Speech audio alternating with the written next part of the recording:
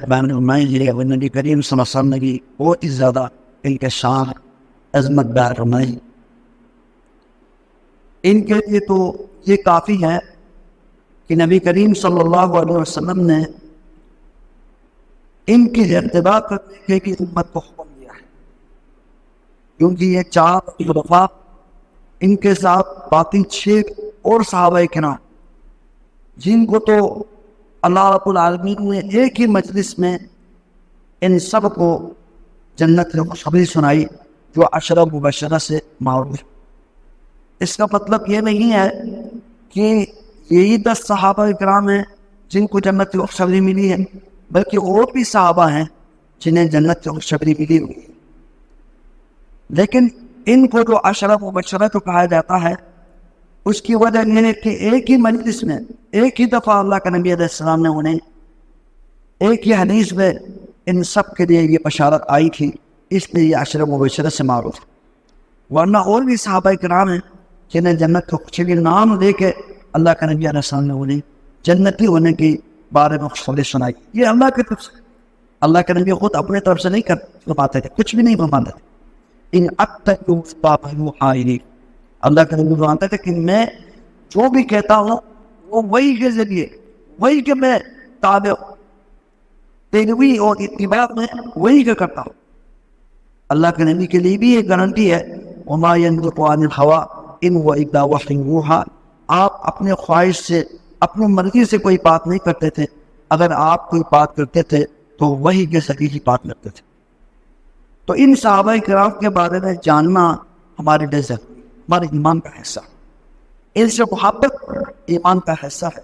ان سے اگر کوئی کراہت کرے، کوئی نعوذ باللہ دشمنی کرے اور ان کے دلوں میں غل اور حسد اور کینہ آ جائے تو یہ نفاق. اس لیے ہمیں چاہیے کہ ان صحابہ کرام کے جو شان و عظمت کے بارے میں ہم جان لیں.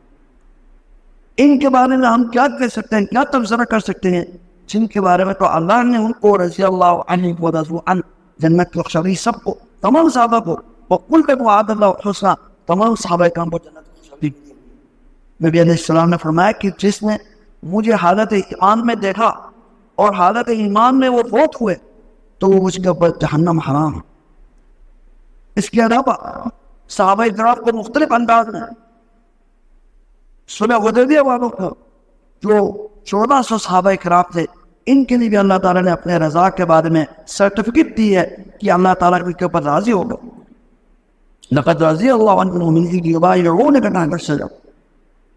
اسی طرح بدر کے صحابہ کرام، بدر میں جو شریک تھے 313 کا کم و بیش 313، ان کے لیے تو اللہ کے نبی نے یہ فرمایا تھا کہ اللہ تبارک و تعالیٰ نے ان کے اوپر جان کا، اور جان کے اللہ سبحانہ و تعالیٰ نے یہ فرمایا اعملوا ما شئتم، جو مرضی چاہو کرو، کہ اللہ تعالیٰ نے تمہارے لیے معاف کر دیا.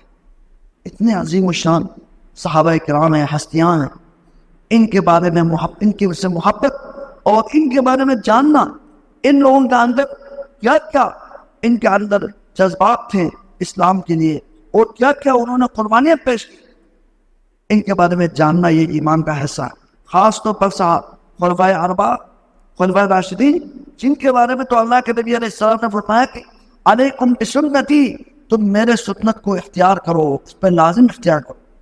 جب امت میں اختلاف ہوگا تو پھر تم نے کیا کرنا ہے، تم نے میرے سنت کے اوپر چلنا ہے. اور ساتھ ہی ساتھ فرمایا وسنت الخلفاء الراشدین المہدیین، میرے بعد جو خلفاء راشدین ہیں ان کے طریقے کے اوپر چلنا ہے. ان کے طریقوں کو دین کے اندر شامل کیا ہے. اس لیے ہمیں ان خلفاء راشدین کے بارے میں ہمیں جاننا چاہیے، ان کے بارے میں ہمارا علم ہونا چاہیے کہ کتنے عظیم الشان لوگ تھے، اور اللہ تبارک و تعالیٰ نے ان کے اقتداء کو، ان کی پیروی کو، ان کے محبت کو ایمان کا حصہ قرار دیا.